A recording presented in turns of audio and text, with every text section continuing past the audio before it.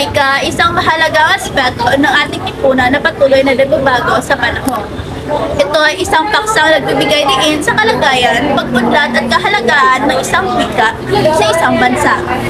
Sa pamamagitan ng pagsusuri ng estado ng wika, mapaunuan natin kung paano ito nakaapekto sa ating kultura, edukasyon at pagkakinlanlan bilang isang mamamayan.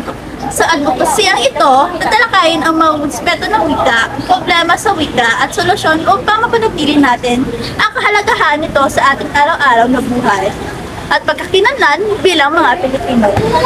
Sa panahon ngayon ng modernisasyon, kapansin-pansin ang mabilis sa pagbabago ng mga bagay, lugar at higit sa lahat ang mga tao. Sa kanila ng tila wala ng pakialam ang mga Pilipino sa mabilis sa paglaho ng wika, sapagkat gusto na ang wika. Kung kaya't ito'y natuturing na wikang sa impluwensya ng mga dayuhan sa bansa, marami ng nalilikhang mga salita ang mga Pilipino para sa katuwaan lamang, katulad ng Jajamon at Jaylan. Para may pakita ang kahalagahan nito, pagyamanin natin ang wikang Pilipino sa bansang Pilipinas. Kahit na may globalisasyon, respetuhin natin at tangkilikin para tayo ay magkakaisa at magkakaintindi. Ang magiging resulta nito ay mabibigyang pansin ang paggamit sa wikang Pilipino ng mga mamamayan sa bansang Pilipinas. Pakulangan ng pambansakap. Ang banyagang wika katulad ng Ingles ay ginagamit sa technical na term. Halimbawa nito ang terminolohiyang pang-medikal at pang-alhap. Ito ay nagdudulot ng kakulangan ng pambansang kahulugan. Sa problemang ito, dapat ipakita natin ang kahalagahan, pangangata at paglaganap ng wikang Filipino. Gamitin ang wika ng maayos at ibahagi ang wastong kahulugan ng wikang Filipino sa ating bansa.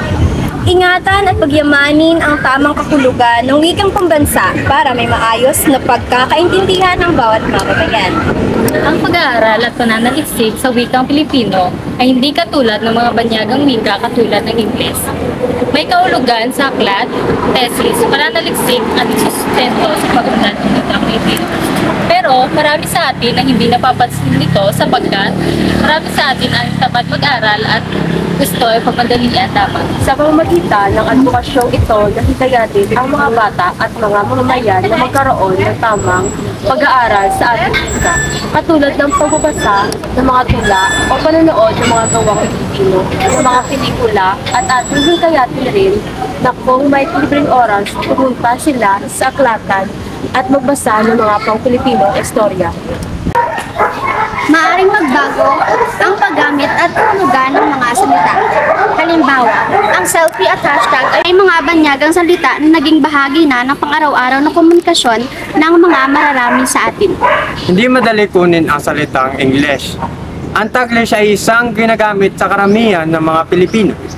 Ngayon, ngunit dapat nating ipatuloy paggamit at itaguyod ang paggamit sa salitang pambansa upang hindi ito mawala at mapakita pa rin ang respeto ng wikang Tagalog. Pag-aaksaya ng wika. Minsan, ang mga Pilipino ay nag-aaksaya ng wikang Pilipino sa pang-araw-araw na komunikasyon, lalo na sa impluwensya ng wika.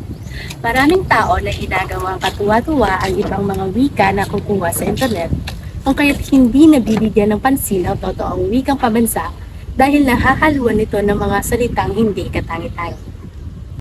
Dapat nating preserbahin ang ating wikang Filipino sapagkat ito ang ating pagkakakilanlan. Gamitin natin ito sa maayos na paraan para tayo ay magkaunawaan at may pagkakaugnayan sa bawat isa. Wika'y buhay, wika'y pag-asa, itaguyod ang edukasyon sa wikang Filipino.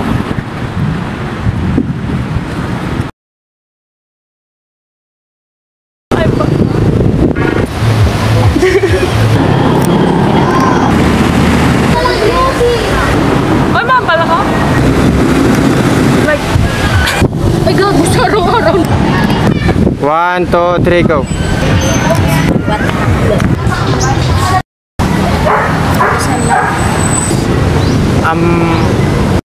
Thank you for watching.